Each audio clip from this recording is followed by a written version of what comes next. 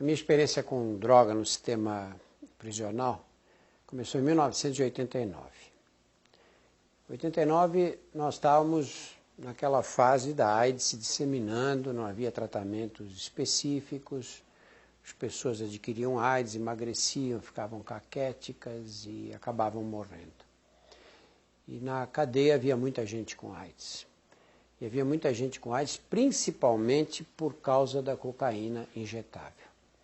É engraçado a gente falar hoje, mas naquela época se admitia que a cocaína era uma droga de rico, maconha era droga de pobre, cocaína era droga de quem tinha dinheiro. E na verdade não se sabia que existia uma epidemia de cocaína injetável na periferia da cidade de São Paulo e das grandes cidades brasileiras. E nós fizemos um primeiro estudo de prevalência do HIV nessa população, em 1989, encontramos 17,3% dos presos da casa de detenção, o antigo Carandiru, infectados pelo vírus da AIDS. 60% deles eram infectados também pelo vírus da hepatite C. 60% da amostra total infectados pelo vírus da hepatite C. E nós começamos uma campanha forte naquela época que envolvia gibis educativos, palestras, concursos de cartazes e tudo para tentar acabar com a cocaína injetável. Uma iniciativa que o pessoal mais velho, os diretores da cadeia, acharam que era absurda. E acho que só concordaram que aquilo fosse feito em virtude da minha insistência pessoal mesmo e do empenho que eu tive nessa época. E, por incrível que pareça, a cocaína injetável desapareceu da cadeia. E, curiosamente, desapareceu da cadeia, desapareceu também da periferia da cidade. Porque a cadeia é um lugar onde a bandidagem se reúne. Você não encontra essas pessoas na rua, estão escondidos da polícia. Mas na cadeia não, estão lá reunidos. Então é um momento muito agudo de transmitir a informação. Porque eles saem, entram e saem da cadeia. E quando saem para fora, levam a informação que obtiveram dentro. E a motivação era grande, porque a AIDS para eles não era uma teoria, era uma doença. Eles viam os amigos morrendo, os companheiros, os homens fortíssimos, que definhavam e desapareciam em pouquíssimo tempo. Acabou a cocaína injetável e entrou o crack dentro da cadeia. Eu lembro muito bem que o crack entrou em 1992. O crack varreu a cocaína injetável. E por que acontece uma coisa dessas? Bom, aconteceu primeiro porque o crack chegou aqui, era uma droga já usada nos Estados Unidos desde os anos 80 e nós não fizemos absolutamente nada. Estava na cara que o crack ia entrar no Brasil. Não havia nenhuma dúvida que isso ia acontecer. Uma preparação mais barata, muito mais popular, fácil de fazer, em qualquer lugar se pode preparar o crack, muito mais simples do que a cocaína em pó, que é uma preparação um pouquinho mais sofisticada. E chegou, e o crack tem um poder de adição muito maior do que a cocaína que é inalada. Tanto que o usuário de crack não se interessa em cheirar a cocaína de jeito nenhum, porque quando você inala a cocaína, ela gruda na mucosa nasal e dos seios da face e vai sendo absorvida lentamente, até atinge um pico e depois cai, a concentração cai gradativamente. Na cocaína injetável, não, se injeta na veia e aquilo corre pela circulação venosa e pá, bate no cérebro. Né? Por isso que eles chamam de baque na veia, chamavam. O crack dá esse mesmo baque na veia, porque ele fumado cai dentro do pulmão direto. Toda droga inalada, toda droga fumada, ela chega muito mais depressa no cérebro do que quando injetada na veia, porque não perde tempo na circulação venosa. E esse baque que ele dá na veia é o que o usuário da cocaína injetável procurava. Só que com uma diferença muito grande. Muita gente não usava cocaína na veia por causa dessa coisa de se picar, etc., seringa, muito mais complicado. O crack é fazer um cachimbinho, podia ser improvisado com uma caneta Bic e uma latinha qualquer. E a vantagem de ser fumado, você não tinha que mexer com sangue, nem correr o risco de pegar AIDS. E aí o crack se disseminou pela cadeia.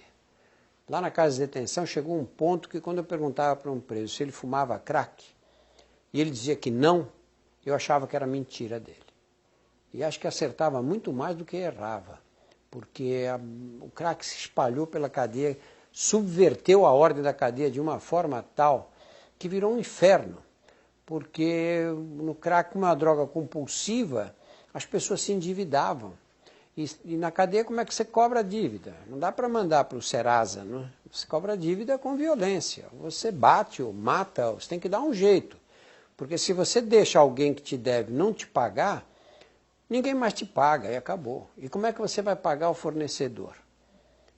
O crack colocou a cadeia em uma situação tal que no seguro, a parte onde ficavam aqueles ameaçados de morte, nós chegamos a ter mais de 600 presos, era praticamente 10% da população estava no seguro. Praticamente 10% da população da cadeia no seguro. Dá para imaginar uma coisa dessas? A detenção tinha morte toda semana. Eu cheguei a testar num dia só 4 mortes, 4 esfaqueamentos numa segunda-feira à tarde lá. A situação chegou a um ponto tal que eu achei que nunca mais haveria possibilidade de tirar o crack do sistema carcerário. Isso nós vamos conviver com essa praga de agora para sempre.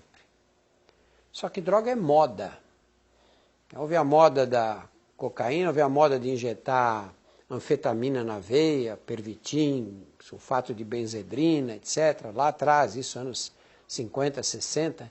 E veio a moda da cocaína injetável, e depois vem a moda do crack. Um dia vai passar também. Mas essa moda do crack é mais complicada, porque a droga é muito compulsiva e o uso fica, ela é avassaladora. Aqueles que entram nesse caminho têm muita dificuldade de largar. O que aconteceu nos últimos anos? Vamos dizer, do ano 2000, mais ou menos, para cá, uma das facções criminosas tomou conta da maioria dos presídios e se sobrepôs às outras. Isso é uma lei darwiniana. Né? Se o Estado, o poder é um espaço abstrato que nunca fica desocupado. Se o Estado se retira, esse poder que ele deixou ali vai ser ocupado por alguém. E se existem várias quadrilhas tentando disputar esse espaço, o princípio darwiniano básico, né? Uma delas vai prevalecer. E foi o que aconteceu no estado de São Paulo. E essa quadrilha, quando tomou conta, acabou virando uma facção com poder realmente de controlar grande parte dos presídios, passou a ter interesses econômicos, interesses financeiros. E se você tem um interesse financeiro numa organização desse tipo, você não pode admitir uma droga como o crack. Porque o crack, se a pessoa te paga uma mensalidade, ele começa a fumar crack, ele para de pagar. Então eles proibiram o crack em todas as cadeias. Em São Paulo não existe mais crack na cadeia. Então o que acontece com ele? O que eu aprendi com o crack? Eles pegam um craqueirinho na rua. Nós temos essa coisa de não poder internar ninguém contra a vontade, essa discussão teórica que se arma em torno desse tema. Não tenho nada contra quem pensa de um jeito contrário. Mas você não interna, você não dá nenhuma assistência. E a hora que ele comete o primeiro crime, a hora que ele começa a roubar, porque como é que vai conseguir dinheiro? Ele não trabalha, não tem mais família, está afastado, está vivendo na rua. Como é que ele vai conseguir dinheiro para fumar mais crack? Ou para comprar o mínimo de coisas que ele precisa consumir? Ele vai roubar. A hora que ele rouba, o que a gente faz? Manda para a cadeia. E aí tranca na cadeia. Só que chega na cadeia e não tem mais crack. E aí, como é que ele se vira nessa situação? Ele não vai fumar, porque não tem. E não tem por uma razão muito simples, porque não pode ter. E a lei do crime não é como essas nossas leis, você põe advogado, que você desrespeita a lei. Na cadeia é assim, você fumou crack, você apanha. Não apanha, não leva um tapinha não, você apanha mesmo para nunca mais esquecer na vida. Agora, se você traficou, trouxe o crack para dentro da cadeia, aí você morre. E ninguém traz, lógico, ninguém gosta de morrer, né? E com isso, acabou o crack. Quando aconteceu isso, eu tive esperança que o crack acabasse na periferia. Porque eu usei a experiência anterior. Acabou a cocaína injetável na cadeia e com isso acabou na periferia, porque a cadeia é um lugar de entra e sai, né? A gente fala, os presos, parece que eles vão ficar a vida inteira lá. Não é assim. No estado de São Paulo, mais ou menos 100 presos saem todos os meses da cadeia, todos os dias da cadeia. 100 presos, eles entram e saem. A cadeia é um lugar dinâmico. Alguns ficam 20 anos, mas outros ficam 20 dias, 2 meses, 6 meses, 1 ano e meio. Disse, bom, vai acabar o crack na periferia também, porque começou na cadeia, vai acabar, mas eu estava enganado. Estava enganado e aprendi isso rápido com uma moça que eu atendi dentro da cadeia, que era traficante, aí na penitenciária feminina, e eu perguntei para ela, falei, vai acabar o crack na periferia? Não tem na cadeia, o pessoal sai daqui e vai convencer os outros a parar de fumar. Vai levar essa lei daqui para fora daqui. Ele disse, não vai, doutor, por uma razão simples. Se quiser ganhar dinheiro no tráfico, é no crack. É o crack que dá dinheiro. E aí fiz umas contas com ela e não tem dúvida que o problema é esse. Maconha é uma droga barata. E a maconha não é compulsiva. O menino compra um baseado, fuma, larga metade para o dia seguinte. Aí, o dia seguinte ele não fuma, vai fumar no fim de semana. Não é uma droga que você fique desesperado para comprar. Ele compra, mas ele não vende nada para comprar a droga. A cocaína é diferente. Mas a cocaína por inalação ainda existe um certo controle. O crack não tem controle. Eu nunca ouvi dizer que alguém tinha uma certa quantidade de crack, fumou metade e guardou metade para o dia seguinte. Isso não existe. Não existe a menor possibilidade de guardar. É compulsivo. E por que os meninos entram as meninas entram nessa história? Eu vejo entrar cada vez mais cedo. Eu tenho na penitenciária feminina meninas que começaram a fumar crack com 10, 11 anos de idade. E a gente diz, o que criou essas cracolândias, esse lumpen que a gente vê jogado na rua, aquela pobreza maldita, sujeira e tudo? O que levou a isso? A gente acha que a droga tem um poder mágico, né? Ela, como se fosse uma varinha de condão. Vai lá, elege um, pega, vicia e traz para a Cracolândia. É lógico que existem condições prévias que levam a essa situação. Por que eu não fumo crack? Porque eu tenho mais coisas mais interessantes para fazer na vida.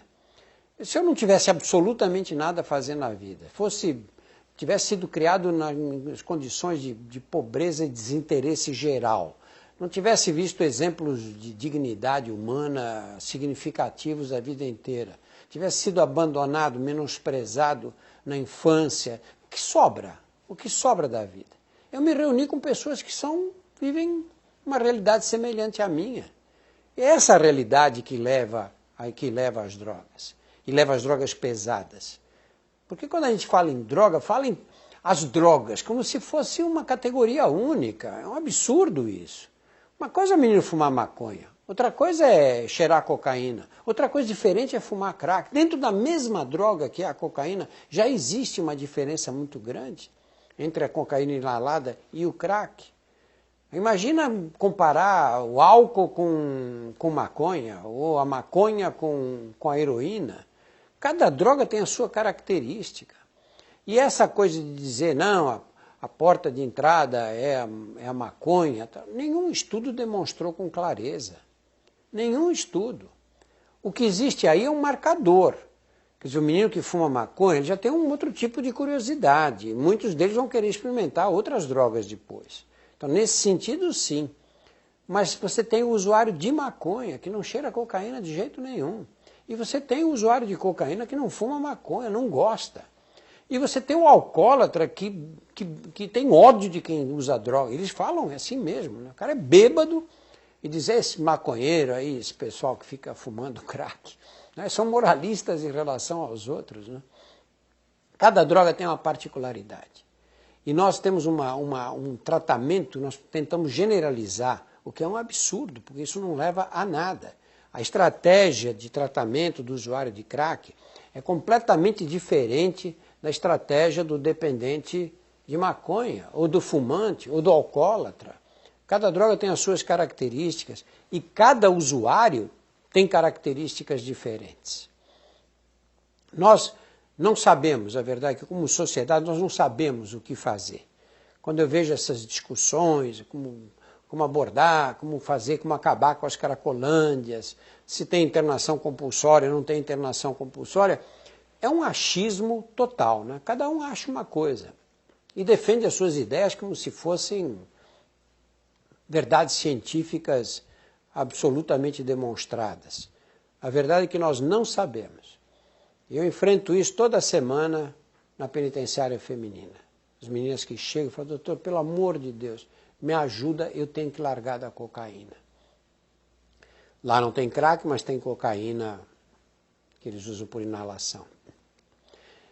Eu preciso parar com isso, eu estou fazendo dívida, eu não tenho como pagar.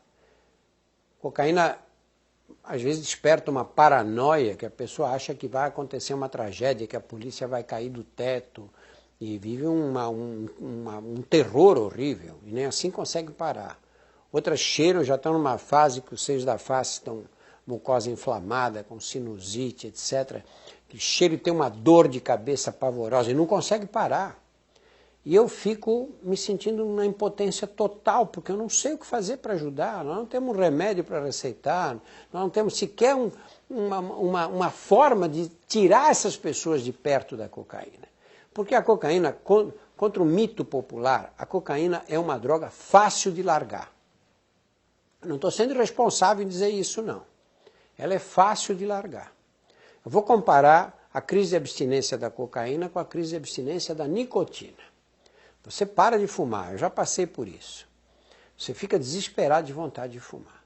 Você pode estar num quarto escuro que você fica louco para fumar. A cocaína não dá isso. Você pode pegar o usuário barra pesada mesmo, esse que cheira todo dia 5, 10 gramas de cocaína, 20 gramas de cocaína por dia. Tira ele do ambiente. Leva ele para um outro lugar, onde ele não tem a cocaína, ele vai passar uns dias agitado aí no começo. E ele esquece da cocaína. O problema é que ele não pode ver a droga. Ele não pode ver a droga, ele não pode ver o lugar onde ele usava a droga, e ele não pode ver alguém sob o efeito dela. Porque nessa situação aí é inviável, é impossível resistir. Porque dá uma coisa que parece síndrome do pânico. O coração dispara, dá cólicas abdominais, a pessoa tem a impressão que vai morrer. Alguns chegam a vomitar nessa hora, só de olhar a droga.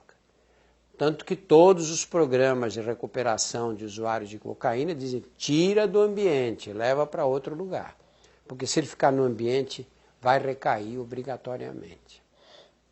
Eu acho que nós estamos evoluindo, começando agora a dar os primeiros passos, a entender um pouquinho mais o que representa essa história do uso de drogas.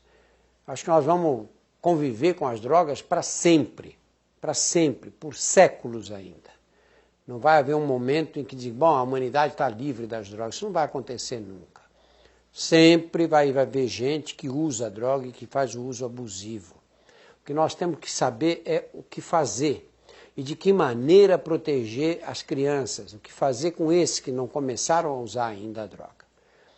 O crack começou nos Estados Unidos na década de 80.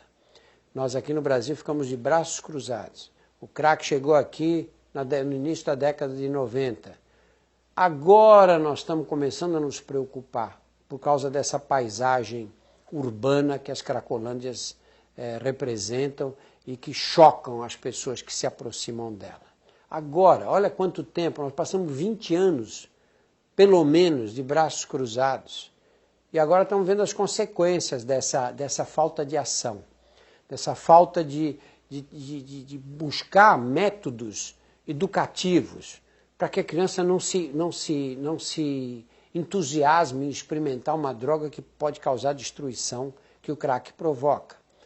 Nós temos já uma cultura melhor em relação ao álcool. Por exemplo, você proíbe vender álcool para crianças. Não quer dizer que adolescentes não bebam, bebem. Mas existe uma cultura melhor em relação ao álcool, um uso mais controlado, porque também não é uma droga tão compulsiva quanto o crack. Agora nós temos que aprender a lidar com o crack. Mas vai ser muito sofrido esse caminho. Né? Mais ou menos um mês ou dois atrás, uma colega que trabalha comigo no Fantástico, na Rede Globo, falou, Drauzio, eu propus aqui uma pauta sobre essas crianças que nascem de mães usuárias de crack. E eu achei interessante a pauta. Ele falou, você me ajuda a fazer? Eu falei, vamos fazer. E aí fizemos, ela fez toda a produção, etc. E a Luciana, e eu fiz a parte médica mesmo da história do crack. A gente, quando passa nas Cracolândias, vê, invariavelmente vê uma menina grávida, né? E, em geral, mais de uma menina grávida. E aí fica todo mundo chocado, fala, nossa, tem menina grávida, não é? Já fuma crack, está grávida. Se ela está no meio daquele pessoal, é porque ela continua a fumar grávida, lógico, né? Só que eu achei interessante a ideia dela, porque assim, o que acontece com essas moças? E o que acontece com as crianças que nascem? E nós fizemos uma matéria no Fantástico, Os Filhos do Crack. Passou umas semanas atrás aí. E eu entrevistei várias meninas grávidas, fui no amparo maternal, na maternidade, na maternidade Leonor Mendes de Barros, que é onde elas dão à luz, etc. É a pior tragédia dentro da tragédia que é o crack. Porque essas meninas engravidam por razões óbvias, não é? Porque elas ganham dinheiro vendendo o corpo, ou porque elas arranjam um namorado que também fuma crack e acabam engravidando. Porque você acha que uma menina que fuma crack vai sair, vai até o posto de saúde para buscar a pílula anticoncepcional e vai ficar tomando a pílula rigorosamente todos os dias? Que moças de alto nível educacional, fizeram universidade, esquecem de tomar de vez em quando. Você imagina nessas condições. E o que nós fazemos quando vemos aquelas meninas no meio usando crack lá? Tem recursos, não tem? Não pode passar um serviço de saúde lá, oferecer uma injeção que provoque a contracepção por 3 meses. 3 meses ela toma uma injeção, pronto, não precisa se lembrar. Nós temos que chegar ali, não é? Mas isso não é feito. Não é feito, ela vai dar à luz, continua fumando crack durante a gravidez. Eu vi meninas, eu conheço várias dessas, que fumaram no dia do parto. Fumaram no dia do parto, começaram a sentir cólica e foram para a maternidade. Tive uma na penitenciária que dizia, olha, eu nem sabia o que era aquilo que eu estava sentindo. Achei que era um barato esquisito do crack que estava me dando uma cólica, uma dor de barriga. E aí começou a dar luz na rua, foi levada imediatamente para a maternidade. Quer dizer, que responsabilidade social. Aí você nasce a criança. Quando nasce a criança, faz o quê? Quando nasce a criança, o conselho tutelar é que vai dizer o que vai ser feito com ela. Se ela tem um familiar que possa acolhê-la, tudo bem. Se não tem, ela é encaminhada para adoção. Olha que tragédia que a gente deixa armar nas nossas vistas. Porque basta olhar para aquela aglomeração humana ali, que você vê essas meninas grávidas. O que acontece com essas crianças? O que a gente pode esperar delas? Esse é um problema que no Brasil ninguém fala. E eu acho que é um dos principais problemas nacionais, se não for o mais importante de todos. Cada um de nós tem uma lista sobre os problemas do país, né? Eu colocaria em primeiro lugar na lista a falta de acesso ao planejamento familiar das classes mais pobres. Essa é a violência maior que a sociedade brasileira comete contra a mulher pobre. Todos nós resolvemos o nosso problema, temos quantos filhos nós desejamos, temos acesso a todos os métodos anticoncepcionais, laqueadura de trompa, vasectomias, pílulas, dispositivos intrauterinos, e ainda assim, quando as mulheres engravidam, fazem aborto com bons médicos em lugares decentes, que o aborto é livre no Brasil, desde que você tenha dinheiro. E aí nós condenamos uma parte da sociedade, que é justamente a parte mais pobre, a ter 4, 5 filhos, a ter um número de filhos que eles não podem criar. Porque nós negamos o acesso ao planejamento familiar. Toda vez, olha, eu gravo esses programas educativos de televisão, em geral na periferia das cidades brasileiras, em vários cantos do país. Qual é o primeiro sinal de que você está chegando na periferia? É casa sem reboque, fiação na rua, né, cheio de gato, e criançada correndo. É criança para tudo que é lado, no país inteiro. O que vai acontecer com essas crianças? A maioria delas, coisa mais difícil você achar na periferia, quando você entra nessas casas, em favelas ou nessas regiões mais periféricas, coisa mais difícil você achar um homem dentro de casa. São casas de mulheres. É a avó que tem 35 anos, com a filha que tem 17 anos, e mais 2 crianças, ou com 2, 3 filhas e 4, 5 crianças. Porque os homens fazem os filhos e vão embora. E ficam essas mulheres aí tentando manter essas crianças. Que condições? Qual o futuro que você pode esperar para uma criança criada assim, nas condições mais precárias que se pode imaginar, sem a figura paterna, sem um núcleo familiar forte? Eu vejo na penitenciária do Estado, quando eu pego uma menina de 25 anos de idade que não tem filhos, das duas uma. Ou ela é infértil, por alguma razão anatômica ou fisiológica, ou ela é gay. Porque se ela não for infértil e não for gay, ela tem no mínimo 2 ou 3 filhos. Chega a ter 7 filhos, 8. Eu pego meninas já de 30 anos com 10 filhos. E está na cadeia. E o pai, ou os pais, cada um tem um pai. Estão por aí. Alguns deles presos também.